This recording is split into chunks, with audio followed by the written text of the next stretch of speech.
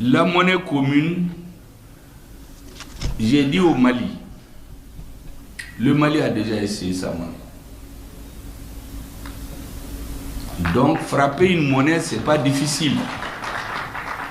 Aujourd'hui, nous avons emprunté un point de non-retour. Quand on fait ça, tirez les conclusions de votre histoire. Ceux qui ont créé les monnaies, comment ils les ont créées, quelles difficultés ils ont eu, qu'est-ce qu'il faut faire pour ne pas tomber dans le même pied. Ça, c'est la réflexion stratégique. Laissez à ceux qui sont payés pour ça de faire ce travail, vous présenter un document. C'est ce que j'ai dit à des Maliens. Bon, dans la passion, on en veut, mais c'est stratégique. Chez nous, en Bambara, le président dit Beki Yoyora. En français, chacun n'a qu'à faire son travail. Quand un plombier veut aller faire le parachutisme, bonjour pour les dégâts, son pied va se casser. Et lorsque un biologiste qui élève et teste les serpents venimeux, il veut aller faire le chirurgien ou soigner les yeux des gens quelque part, je ne suis pas sûr que ça va marcher. Laissez les financiers. C'est une question, vous ne pouvez même pas imaginer qu'elle est laissée comme ça. Il y a des gens qui sont payés pour ça. Les ministères et les techniciens des finances et les chefs d'État.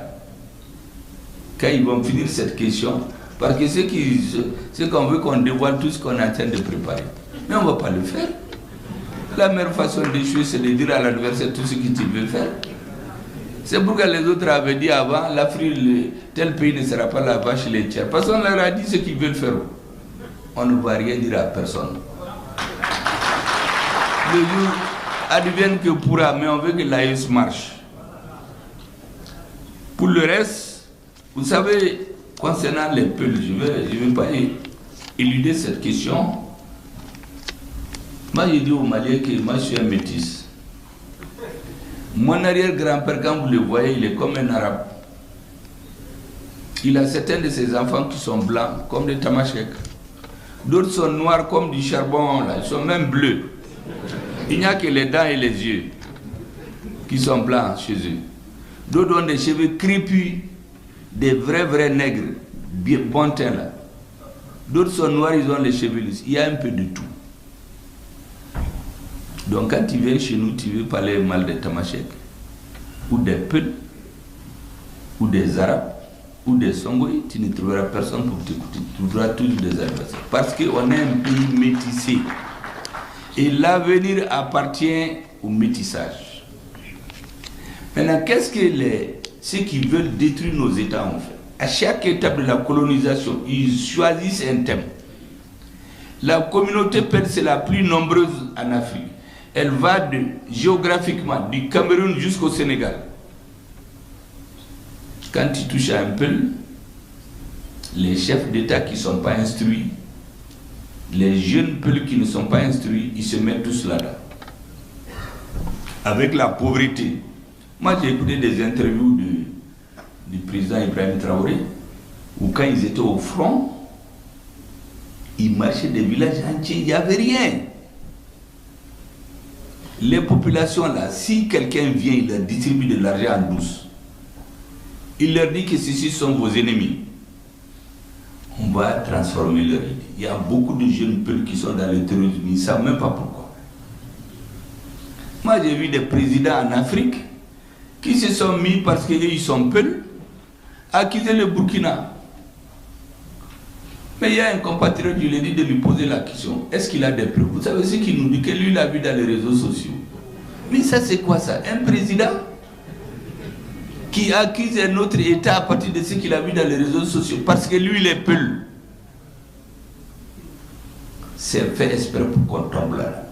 Quand les colonisateurs sont venus, ils ont eu toutes les difficultés avec les Peuls. C'est des gens guerriers qui n'acceptent pas la soumission. Les colonisateurs pendant 70 ans n'ont jamais eu la paix avec les Peuls. Donc ils se sont dit, inoculons le venin. Parce que le sang, quand il coule, c'est du venin. Les Peuls du Mali qui ont vécu avec les Dogons pendant plus de 1000 ans, Ils se sont mis à les tuer. Au début, vous savez ce qu'ils faisaient? On tuait les chefs religieux Peuls et les chefs de village. 2015, 2016, les premiers morts ont fui, ils sont allés au Burkina. L'étape suivante. Donc quand tous les Peuls ont commencé à prendre peur, on va travailler le cerveau des jeunes, que c'est leur affaire. Maintenant ils viennent, ils mettent le feu, ils tuent les Dogons, ils courent pour aller se cacher dans les hameaux Peuls.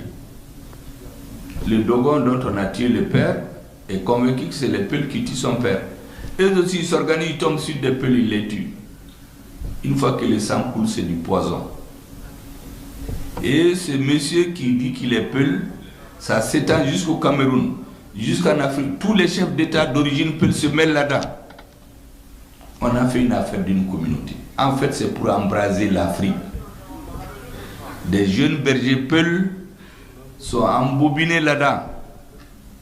Dans l'EIGS, on les voit derrière leurs animaux. Il y a des ONG dont leur rôle, c'est de faire des enveloppes et les distribuer dans les nord du Mali et du Niger.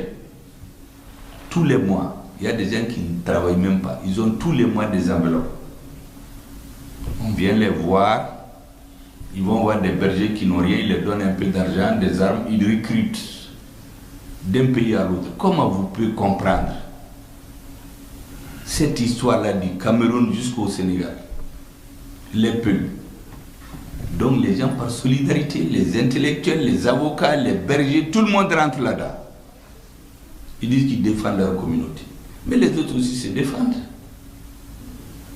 Et dans l'armée, j'ai dit, quand vous êtes votre maison en train de brûler, vous n'allez pas vous demander qui a mis le feu. Vous désignez le feu d'abord.